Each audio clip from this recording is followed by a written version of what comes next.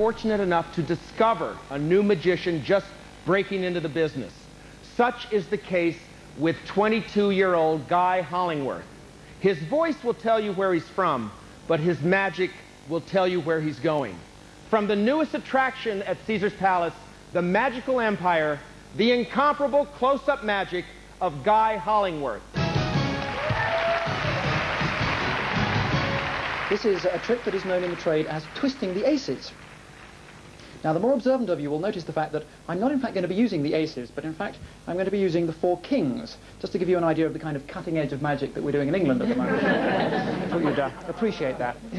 And the idea of the trick is that the cards all start off the same way around. In other words, they all start off facing me. And when I square them up very slowly and then give them a little twist, hence the title, you understand, that then causes the first one to turn the other way around, so that you see the King of Hearts that was facing me is now facing you. Why, thank you. The only thing is, I suspect you may imagine a little jiggery-pokery is going on. So to try and make it a little bit fairer, I'm going to leave them all spread out in a line like this, in a little mini fan, a fanette, so to speak.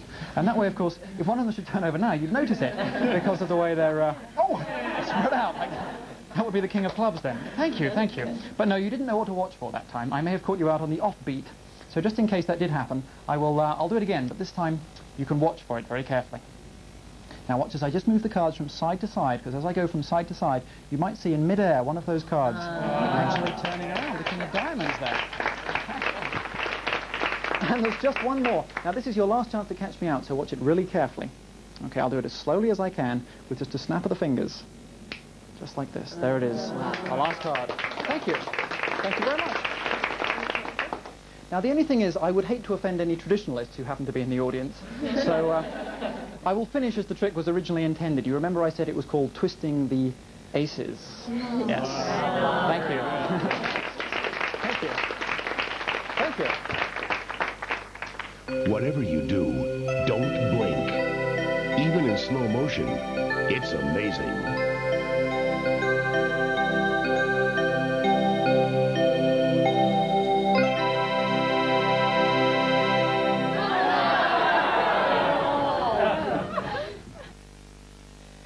Okay, let's try one more, because we haven't had anyone choose a card yet, and that's what most magicians do, so why don't we try that? Can I ask you, madam, if you'd be so kind, can I ask your name, first of all? Fritzy. Fritzy, thank you, Fritzy. I'd like you to reach in there and just take out a card for me. Just grab one out. Okay, have a look at it. You can show it to everybody. Okay. Okay, that's perfect. In fact, you can even let me see it on this occasion. It doesn't matter. Yes, you can. Trust me on this one. Thank you. The King of Clubs for the people at home. And I'd like you to be so kind as to sign your name on it to authenticate it for me. Okay. And in fact, since you've chosen a court card there, why don't you sign it right the way along the top for me, just along there, so it's easy to read, because I would hate you to think that I was cheating. Perish the thought. Okay, thanks. Now, Fritzy, I think you would agree there is only one card in the world that looks like this now. I think so. Unless you make a habit of doing this kind of thing. No, but seriously, I haven't asked you to sign one beforehand. This is the only card in the world that looks like this. And I'm going to fold the card in half, and I'm then going to fold it in half again. Which makes quarters, if my math serves me. Yes, I think so. And the reason for doing this is it gives me these nice creases down the card, which would allow me to tear it up, if I wanted to. And as it happens, I do. Yes, there we are. I'm tearing it right the way down the middle. Now, it is important that you realise this is a genuine tear.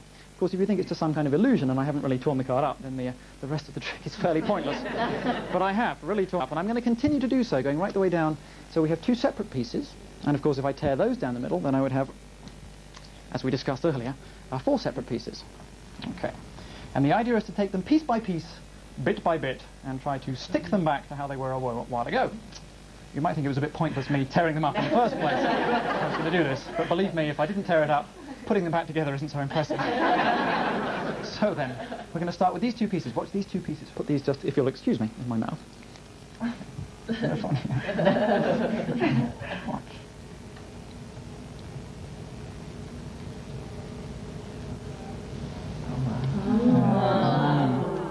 Seems to be working.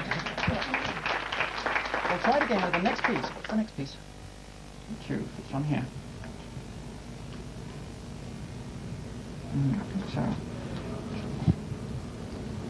Okay, pretty good, yes. Now, the last piece, of course, is the most difficult, if you think about it, because there are two edges, thus making it twice as difficult. Magician's logic for you. Now, watch. It's important that you notice this really is the piece that fits in there. That's the missing piece.